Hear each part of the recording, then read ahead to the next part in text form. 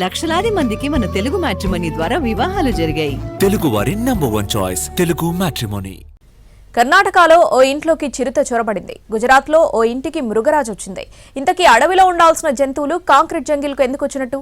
ఊహించని అతిథులతో ఆయా ఇళ్ల వాళ్ళు ఎలా ప్రవర్తించారు?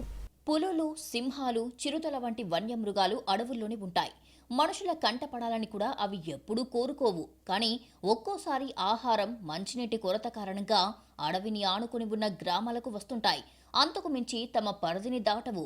కానీ రెండు వేర్వేరు ప్రాంతాల్లో ఓ చోట చిరుత, మరో చోట సింహం ఏకంగా ఇళ్లల్లోకి ప్రవేశించి జనాన్ని పరుగులు పెట్టించాయి. బెంగళూరు శివారు ప్రాంతమైన పిల్లారెడ్డి లేఅవుట్లో వెంకటేష్ కుటుంబం నివసిస్తుంది.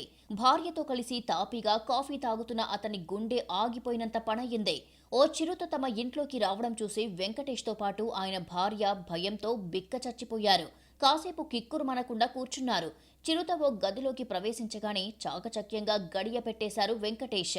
తమ ఇంట్లోకి చిరుత ప్రవేశించిన విషయాన్ని అటవీశాఖ అధికారులకు తెలియజేశారు వెంకటేష్. దీంతో వలలు, బోను వంటి సామాగ్రితో అక్కడికి చేరుకున్నారు ఫారెస్ట్ అధికారులు. చిరుతను బంధించే ప్రయత్నాలు ప్రారంభించారు. చిరుత ఓ ఇంట్లో దూరిందంటే జనానికి నమ్మబుద్ధి కాలేదు. ఇళ్లల్లోకి వచ్చింది నిజంగా చిరుతో కాదో తెలుసుకోవడానికి ఆ ఇంటి చుట్టూ గుమ్మిగూడారు. వాళ్లను అదుపు చేయడం పోలీసులకు పెద్ద తలనొప్పిగా మారింది. ఎట్టకేలకు చిరుతను గదిలో నుంచి బయటికి రప్పించారు అధికారులు. అన్ని దారులు మూసివేసి అది బోనులో పడేలా చేశారు.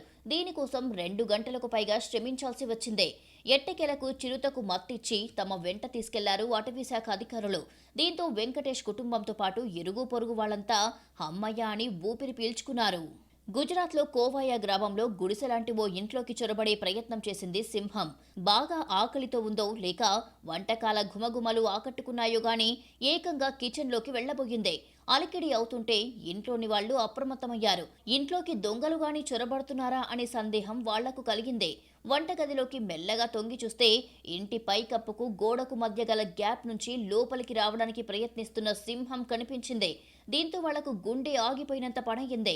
ఇంట్లోకి ప్రవేశించాలి అన్న తన ప్రయత్నం ఫలించకపోవడంతో కాసేపటి తర్వాత అక్కడి నుంచి వెళ్లిపోయింది సింహం.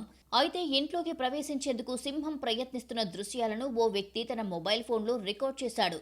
మొత్తానికి ఇటు కర్ణాటక, అటు గుజరాత్ సంఘటనల్లో ఎవరికీ ఎలాంటి హాని తలపెట్టలేదు వన్యమృగాలు.